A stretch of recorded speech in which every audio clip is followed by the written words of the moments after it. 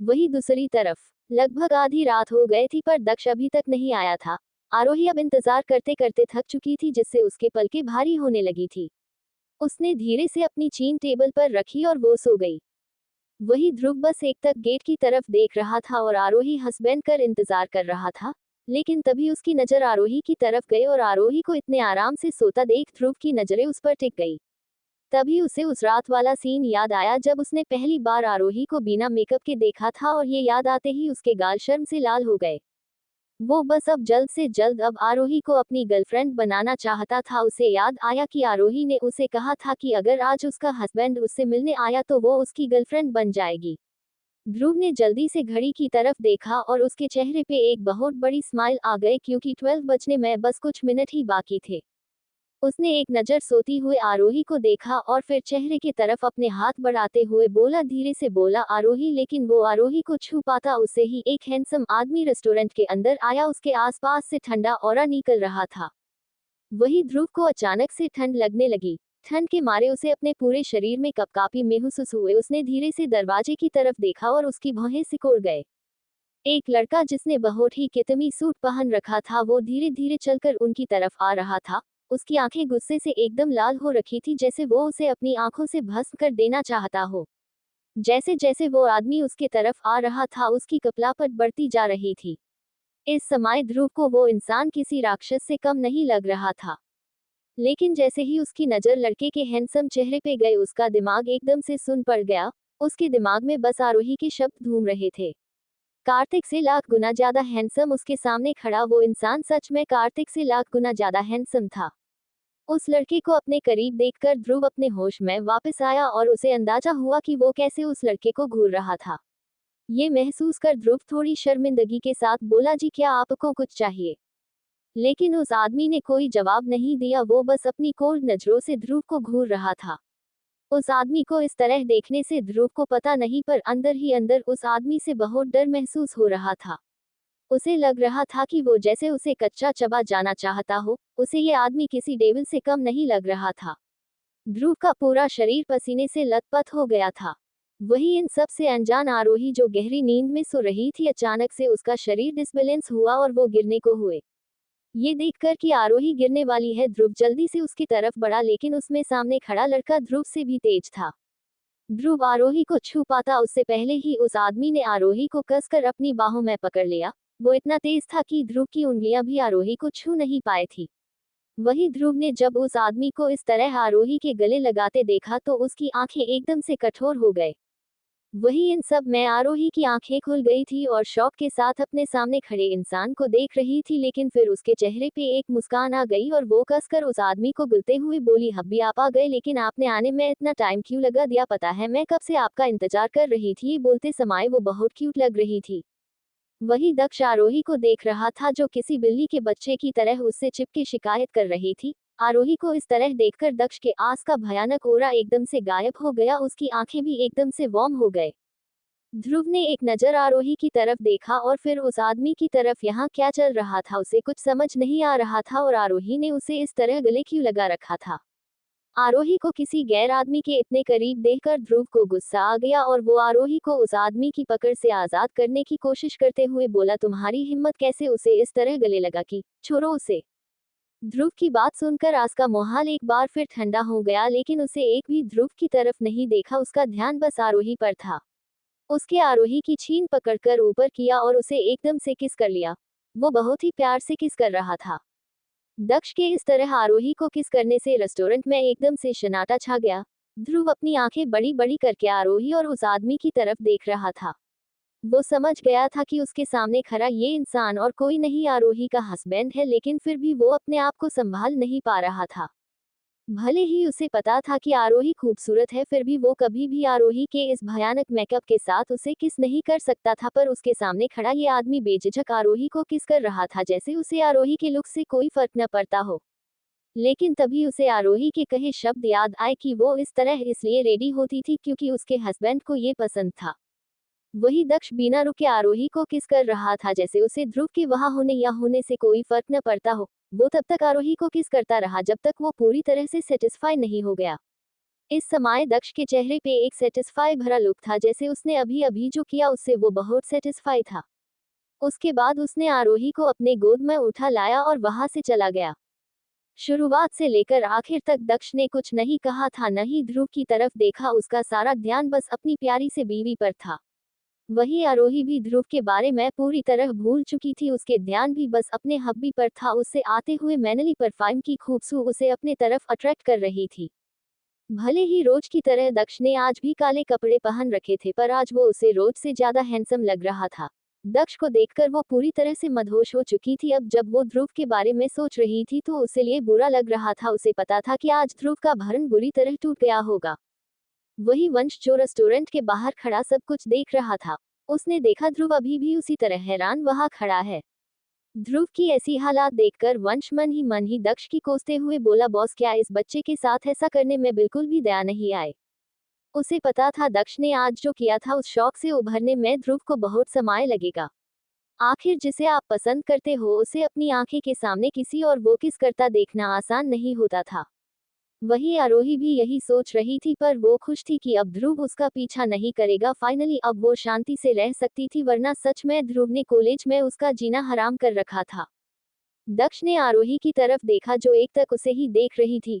उसके छोटे से चेहरे पे थकान साफ नजर आ रही थी। आरोही को इस तरह देखकर दक्ष धीरे से बोला, थक गए हो? आरोही अपना सिर दक्ष के सीने पर रखते हुए बोला, हाँ बस थोड़ा सा। क्या आज आपको कोई इम्पोर्टेंट काम था? कहीं मैंने आपको डिस्टर्ब तो नहीं कर दिया? दक्ष बिना किसी इमोशन के बोला, नहीं सब ठीक है। क्या ऐसा है? पर फोन पर वंश के आवाज से लग रहा था जैसे बुरी घबराया हुआ है। आरोही ने शक भरी नजरों से वंश की तरफ देखते हुए कहा। आरोही की बात सुनकर वंश की पीठ एकदम से कठोर हो गए। वो जल्दी से बोला, नहीं नहीं आरोही ऐसा कुछ नहीं है, तुम्हें जरूर कोई गलतफहमी हुए होगी। अगर वो उसे खोलते तेल में भी डाल देगी तो भी वो कभी ये बताने की हिम्मत नहीं करेगा। पिछले 5 घाटों से दक्ष रेडी हो रहा था।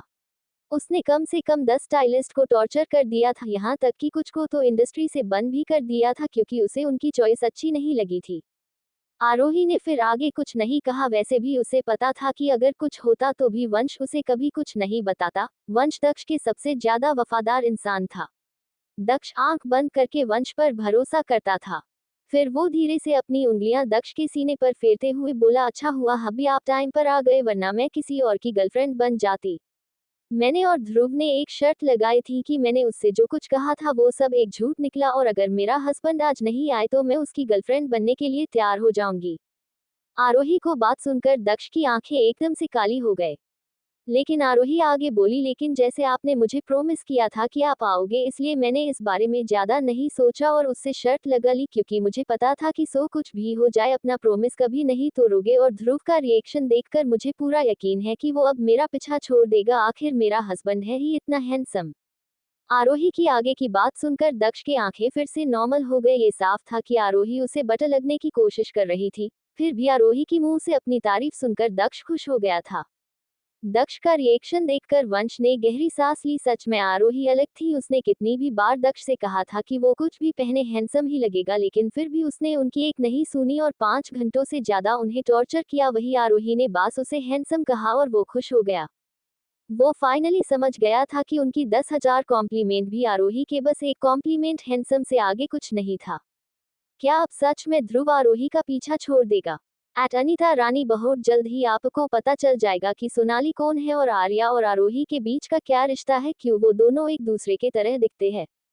स्टोरी में थोड़ा सस्पेंस नहीं होगा तो पढ़ने में मजा कहाँ से आएगा, इसलिए बस आप स्टोरी पढ़ते रहिए, आपको जल्द ही आपके सारे सवालों का जवाब मिल जाएगा। आजकल आप लोग बिल्कुल भी कमेंट नहीं करते हुए हो। क्या आपको स्टोरी पसंद नहीं आती है? अगर नहीं आ रही है तो बताएं, मैं इसे सुधारने की कोशिश करूंगी। अब आगे क्या होगा दक्ष और आरोही की जिंदगी में, जानने के लिए पढ़ते रहिए मेरी ये novel reborn of devil little wife, सिर्फ और सिर्फ पॉकेट एफएम पर। आज के लिए इतना ही। आगे जानने के लिए नेक्स्ट एपिसोड पढ़िए and please like comment and share जरूर कीजिए। एंड प्लीज आप लोग अपने रिव्यू जरूर दीजिएगा कि आपको मेरी ये स्टोरी कैसे लगी। Please please. दक्ष को समझ आ रहा था कि आरोही उसे बट लगने की कोशिश कर रही है। फिर भी आरोही की मुंह से अपनी तारीफ सुनकर दक्ष खुश हो गया था।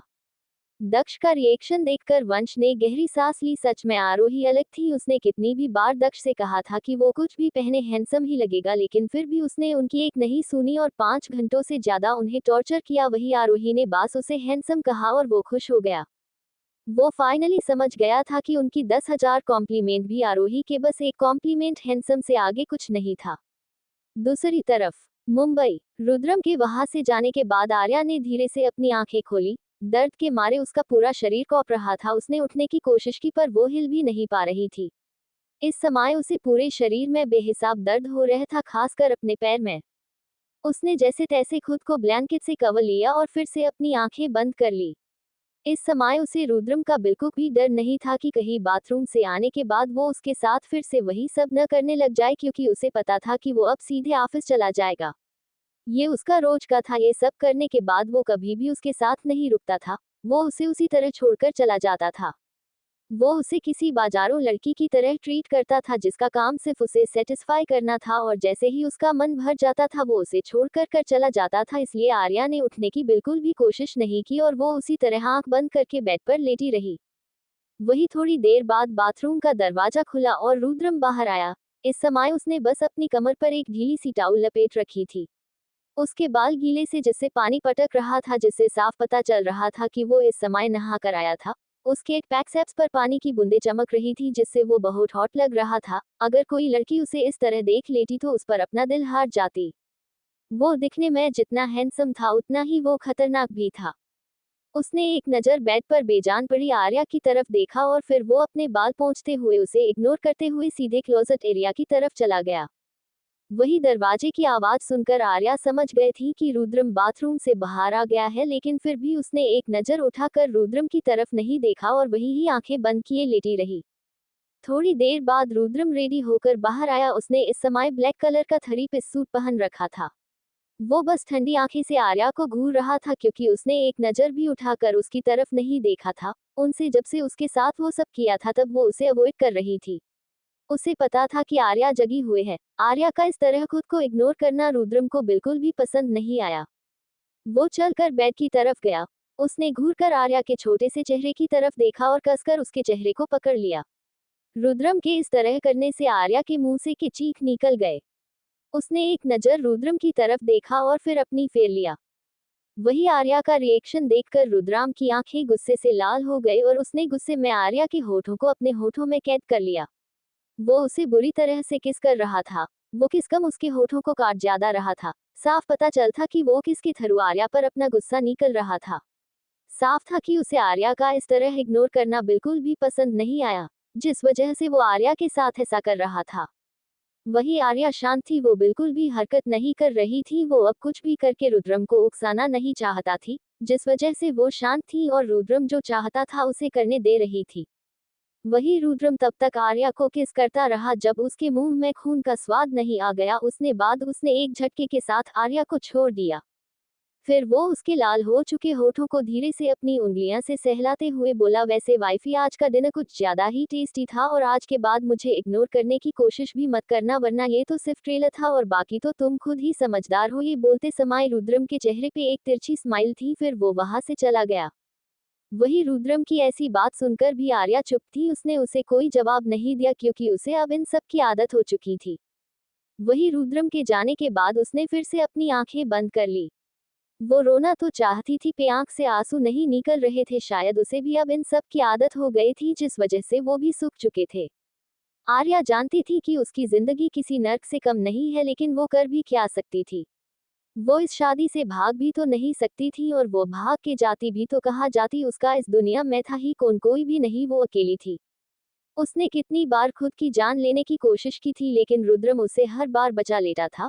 उसके बाद वो उसे खूब टॉर्चर करता था। इसलिए आर्या ने अब कोशिश करना छोड़ दिया था और इसी को अपनी हकीकत मान लिया था। शायद उसकी जिंदगी में सिर्फ दुख ही लिखा था। उसकी शादी को 1 साल जो गए थे, पर रुद्रम का रवैया उसकी प्रति वैसा का वैसा ही था, बल्कि दिन पर दिन खराब होते जा रहा था। जैसे जैसे समय बीत रहा था वो उसके साथ उतना ही रूड होता जा रहा था। उसे नहीं पता था कि रुद्रम उसे किस बात की सजा दे रहा था। उसने ऐसा क्या किया था जो रुद्रम उससे इस हद तक नफरत करता था कि उसे दर्द में देखकर उसे सुकून मिलता था। वही दूसरी तरफ सनशाइन इंटरनेशनल कॉलेज। कार्तिक को नींद नहीं आती थी, जिस वजह से वो अपने दोस्तों के साथ मजे कर रखा था। उसने एक नज़र घड़ी की तरफ देखा और बोला, चलो अब मैं चलता हूँ, काफी रात हो गए है, कल मिलते हैं। ये बोलकर वो वहां से चला गया। वो अपने हॉस्टल की तरफ जा रही थी कि तभी उसे किसी की जानी पहचानी आवाज सुनाई दी। रात की वजह से चारों तरफ सन्नाटा था, जिस वजह से वो उस आवाज को क्लियरली सुन सकता था। कार्तिक ने जल्दी से उस तरफ देखा जहां से आवाज आई थी। आरोही को इस समय वहां देखकर कार्तिक की भौहें सिकुड़ गई। वो इस समय यहाँ क्या कर रही थी और उसके साथ ये लड़का कौन है? कार्तिक जल्दी से एक पेड़ के पीछे छिप गया। उसने जल्दी से उस तरफ देखा जहां आरोही खड़ी थी। उसे बस आरोही का चेहरा नजर आ रहा था। लड़के की पीठ उसकी तरफ थी, जिस वजह से वो उसका चेहरा नहीं देख पा रहा था, पर फिर भी वो पहचान गया था कि वो आदमी कौन है। वो अपने भयानक सपने में भी उस आदमी को नहीं भूल सकता था। दक्ष, वो यहाँ क्या कर रहा है? दक्ष को अपने सामने देखकर उसकी आंखें डर से भर गए। वही आरोही दक्ष के गाल पर एक किस करते हुए जल्दी से उसकी गोद में कूद गए और भागने लगी। वही आरोही के इस तरह गाल पर किस करने से दक्ष की आंखें छोटी हो गई। वही आरोही खिलखिलाकर हंस रही थी। उसे पता था कि उसका इस तरह उसके गाल पर किस करना दक्ष को बिल्कुल भी पसंद नहीं था, पर वो ये सब जानबूझकर दक्ष को परेशान करने के लिए कर रही थी। अब जब उसने उसे इतना इंतजार करवाया था तो उसे भी उसे तंग करना बनता था, पर वो भाग पाती उससे पहले ही दक्ष ने अपने लंबे हाथ बढ़ाकर उसे अपनी तरफ खींच लिया। अब आरोही दक्ष के मजबूर बाहों में कैद थी। दक्ष उसकी तरफ झुका और उसने बिना एक सेकंड का समय गवाए उसे किस कर लिया। वही आरोही थोड़ी छटपटाई, लेकिन फिर उसने उसे अपने आप को दक्ष को बाहों में ढीला छोड़ दिया। आखिर वो उसे इतने प्यार से जो किस कर रहा था। वही आरोही भी कब तक खुद को रोक पाती, फिर भी दक्ष का उसके किस में साथ देने लगी। उन दोनों को इस बात से कोई फर्क नहीं पड़ रहा था कि वो इस समय कहाँ है, वो बस एक दूसरे को प्यार करने में पूरी तरह खो चुके थे। कार्तिक ने जब दक्ष को आरोही के भयानक चेहरे को किस करते हुए देखा तो वो हक्का बक्का रह गया। यहाँ क्या हो रहा था? आरोही दक्ष के साथ कर रही थी। वो दोनों एक दूसरे को किस क्यों कर रही थी? कार्तिक का दिमाग ये सब सोचकर फटने लगा था। नहीं, जैसे वो सोच रहा था वो सच नहीं हो सकता था, पर वो आंखें देखी बातों को झूठला भी तो नहीं सकता था। उसे पता था कि दक्ष की शादी हो चुकी है, पर उसने अपने भयानक से भयानक सपने में भी नहीं सोचा था कि दक्ष की जिससे शादी हुई थी वो लड़की और कोई आरोही थी। जब उसे ये पता चला कि दक्ष की शादी हो गई है तो पूरी तरह हैरान हो गया था, क्योंकि उसे ये बात अच्छे से पता था कि उसके दक्ष चाचू को लड़कियों से कितनी नफरत है। वो ये जानने के लिए बहुत एक्साइटेड था कि दक्ष की शादी किससे हुई है और वो लड़की कैसी है जिसने उसके दक्ष चाचू को अपनी तरफ अट्रैक्ट कर लिया, क्योंकि उसके दक्ष चाचू किसी डेविल से कम नहीं थे। जिस लड़की ने डेविल को अपने तरफ अट्रैक्ट कर लिया था वो स्पेशल ही होगी। लेकिन अब जब उसे पता चल गया था कि वो लड़की और कोई नहीं आरोही है तो उसे समझ नहीं आ रहा था कि दक्ष को आरोही में पसंद क्या आया था। क्या वो अंधा था? क्या उसे उसका भयानक चेहरा नजर आया था जो उसने सारी लड़की को छोड़कर उससे शादी की थी? उसने देखा किस करने के बाद दक्ष ने आरोही को अपनी गोद में उठा लिया और उसे लेकर वहां से चला गया। अब सच जानने की बात कार्तिक क्या करेगा? क्या वो इस बात को एक्सेप्ट कर पाएगा कि आरोही उसकी चाची है? At Anita Rani, thank you so much मेरी नॉवेल को इतना प्यार देने के लिए। और रही बात आर्य वाला पार्ट की, तो मैं ट्री करूँ कि उसे कम ब्रिटल दिखा सकूं। एट संजीव सिंह, एट कटिपी, at Radhika Singh, at Preeti, at Monu, आप सबका भी बहुत बहुत थैंक यू मेरी नॉवेल को इतना प्यार देने के लिए। प्लीज आप इसी तरह कमेंट करते रहिए करिए, मुझे आपके कमेंट देखकर बहुत अच्छा लगता है। मैं रोज आप सबके कमेंट पढ़ती हूँ, इससे मुझे लिखने का मोटिवेशन मिलता है। अब आगे क्या होगा दक्ष और आरोही की जिंदगी में, जानने के लिए पढ़ते रहिए मेरी ये novel reborn of devil little wife, सिर्फ और सिर्फ पॉकेट एफएम पर। आज के लिए इतना ही। आगे जानने के लिए नेक्स्ट एपिसोड पढ़िए and please like, comment and share जरूर कीजिए। एंड प्लीज आप लोग अपने रिव्यू जरूर दीजिएगा कि आपको मेरी ये स्टोरी कैसे लगी। Please please dot